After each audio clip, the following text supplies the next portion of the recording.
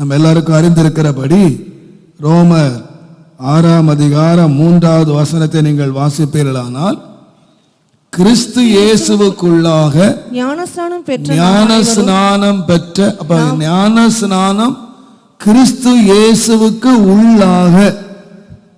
ஒரு மனுஷன் எப்போ கிறிஸ்துவுக்குள்ளா வர்றான்னு கேட்டீங்கன்னா பேப்டிசம்.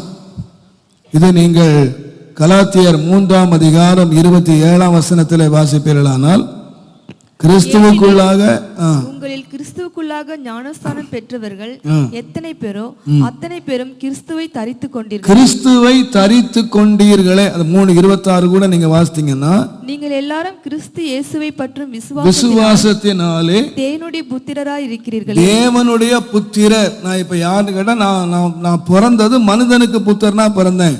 எங்க அப்பா பேர் எனக்கு தெரியும், எங்க அப்பா யாருன்னு தெரியும், நான் பிறந்த ஊர் எனக்கு தெரியும், எனக்கு பிறந்த டேட் எனக்கு தெரியும், எல்லாமே எனக்கு தெரியும். நான் ஒரு மனுஷனுக்கு ஒரு புத்திரனா நான் பிறந்தேன். ஆனா என்னுடைய மனித புத்திரம் அழிந்து போய் நான் இப்ப எனக்கு இன்னொரு பாக்கியம் என்ன கிடைச்சதுன்னா, தேவனுடைய புத்திரராய் இருக்கிறீர்கள். ஏனெனில் கிறிஸ்து இயேசுவுக்குள்ளாக ஞான ஸ்நானம் பெற்றவர்கள் எத்தனை பேரோ அத்தனை பேரு என்ன செய்தீங்கன்னு கேட்டீங்கன்னா, கிறிஸ்துவை தரித்து கொண்டீர்கள் அல்லது கிறிஸ்துவினாலே மூடப்பட்டிருக்கிறீர்கள். இப்ப நீங்களும் நானும் யாரா இருக்கிறோம் கேட்டீங்கன்னா, கிறிஸ்துவை தரித்து கொண்டவர்கள்.